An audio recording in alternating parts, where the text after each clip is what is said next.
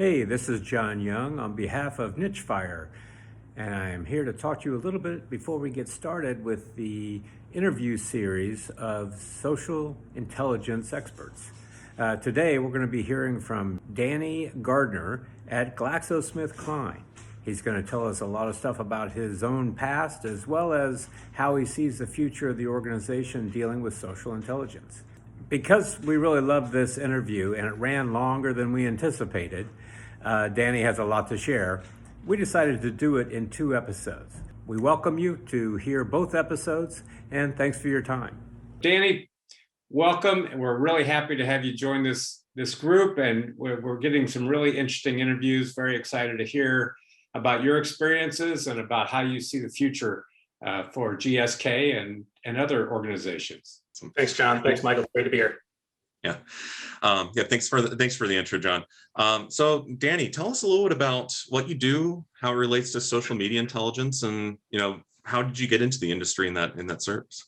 So like you guys said, I'm Danny Gardner. I've been in this field for the past 5 years. I kind of fell into this industry, this field more specifically, social intelligence, right, by accident. And I think that's a pretty consistent trend you'll see when you speak to pretty much anyone that's in this field, because there's no designed academic path or degree program that you can sign up for to mold yourself into what a social intelligence professional is today.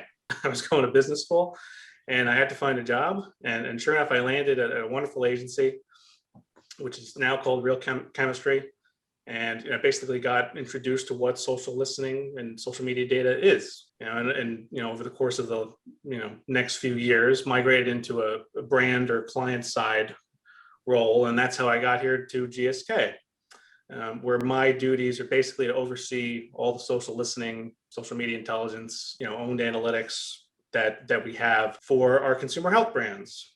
And there's about 30. A little under 30, so there's quite a few. One of the largest portfolios in the world, and I think that comes with a lot of opportunities and a lot of challenges, and that every brand we have has a unique heritage, has their own unique nuances online, and it's just generally very difficult to analyze these conversations when you look at any one of these brands in a vacuum. I'm a hybrid role between what an analyst would typically do, or a data scientist, mixed with anyone that sits at a manager or director level that oversees strategy, product implementation, vendor management, some administrative stuff. There's a whole bunch of different things that I look at in my job. Social media trends, influencers.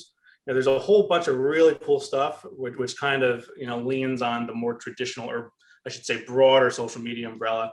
Where you have your creatives and your content creators, right? That's the stuff that I don't really get to do, but is an important part of the broader vision and ecosystem that I have to maintain and manage, and basically keep our company up to date on.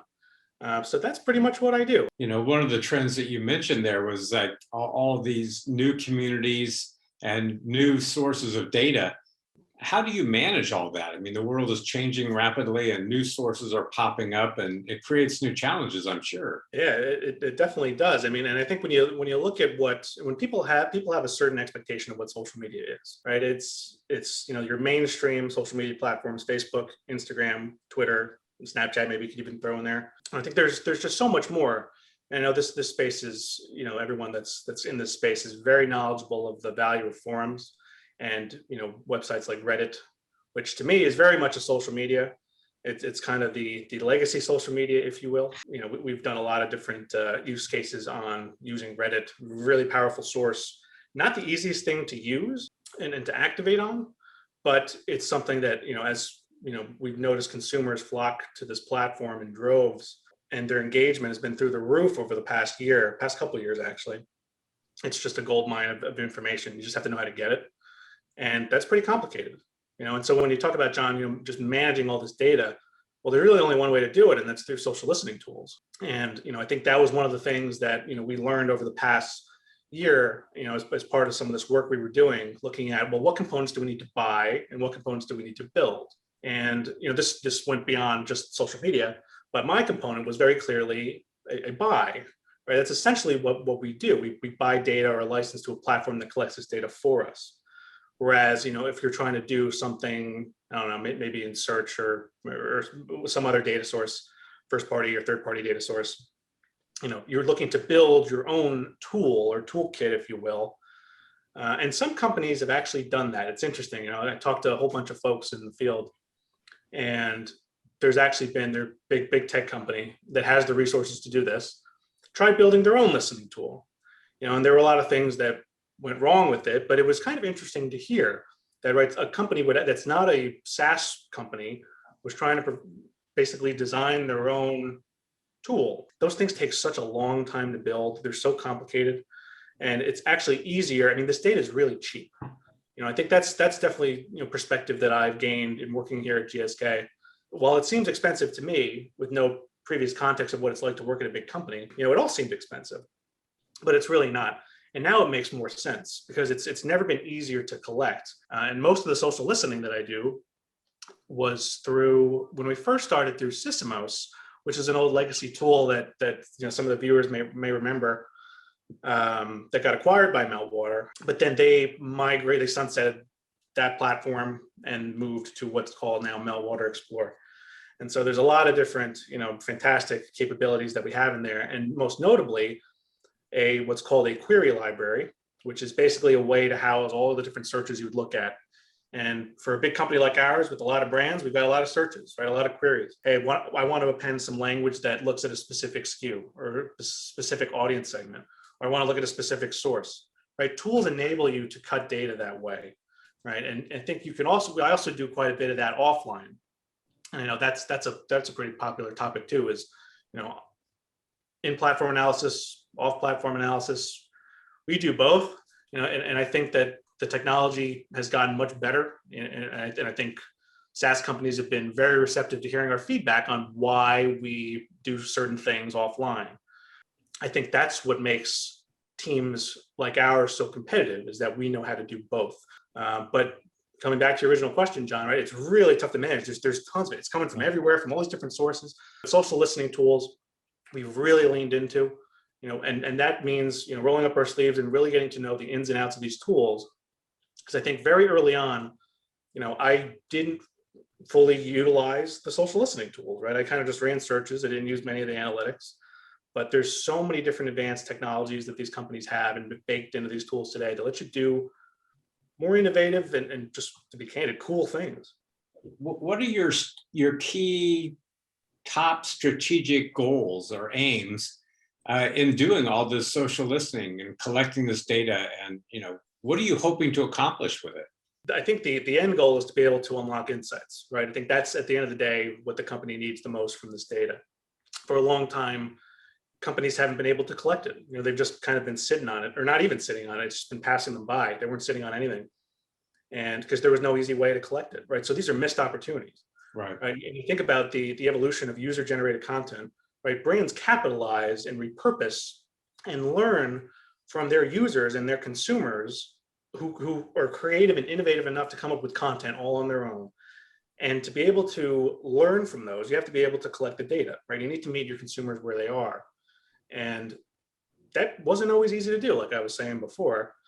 So the goal is ultimately to increase our speed to insight, right? Democratization of insights, right? This is a multifaceted challenge and opportunity for us, because we want to get this data in the hands of more people.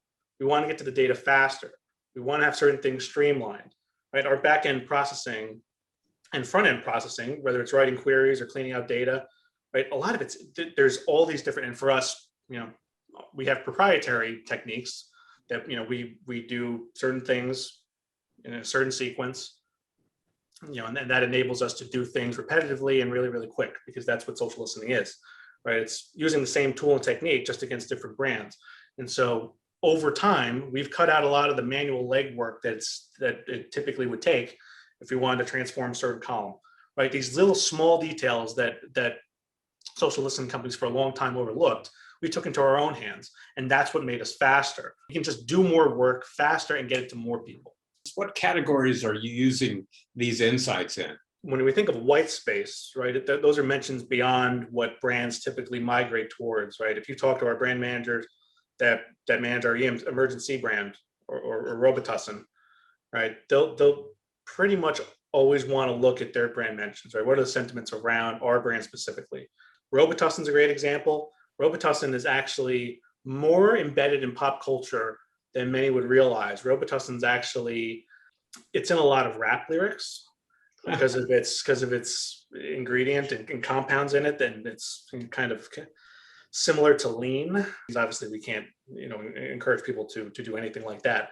But I think that's an opportunity where people recognize our brand, recognize what it is, and there's a lot of other cultural elements to looking at the brand that way. But that's typically what like a marketing professional would come and ask for. But then when you think about innovation, right? We recently launched Robitussin Naturals, right? Using natural ingredients, right? And when you think about that, what were some of the big flavors? And what was some of the feedback we were getting on these SKUs specifically? Well, people like honey. Some people really hated it. Some people still think it tastes even worse than the regular. But also we'll take those learnings to say, hey, well, maybe people don't like honey all that much. Or maybe in the same sense, we're looking at people that mix their their Robitussin off-label with some sort of either alcohol, maybe it's flavored, right? What kind of insights can be gleaned from the way people pair and match tastes, right? Because we find that taste with some of our products is a big deal. Different than Flonase, which doesn't have a taste, right? That's a corticosteroid in this nasal spray, but for something like Robitussin, that's exactly where we look to white space to say, hey, if people are really interested in cinnamon, right, as maybe that's an underlying trend or topic, how can we extrapolate that out and see, well, how are people talking about that with some of the Vicks products, right, with the Dayquil and NyQuil, right? Do people pair cinnamon with their products? What makes their products so much better that people don't have to take cinnamon with it because they don't have to mask the taste, right? How does their naturals line compare against ours? So innovation is one of them. The other I think you might mention was competitive intelligence, which kind of goes hand in hand with what I was describing. Is that what can we learn from our competitors? This is actually something that I prioritize for us going into next year, which I don't think we do enough of, just because we have so many competitors. But the idea is that we know that there are certain competitors that perform better than us in market, some that are better online than they are offline, right? Some that have really great brand presence and online equity. What can we learn from them? I'll give you an example. Burt's Bees is a fantastic brand and a great competitor of ours in the lip care category, right? We own the chapstick brand, and they have a fantastic influencer strategy. I basically took my tool for an hour and I was able to, maybe even less than that, I picked out 30, 40, basically every one of Burt's Bees influencers, the other brands that they worked with, their strategy, micro versus macro influencer strategy. And, I just remember thinking, wow, if we could do this for one brand, imagine what we could do with some of the other competitors in this space.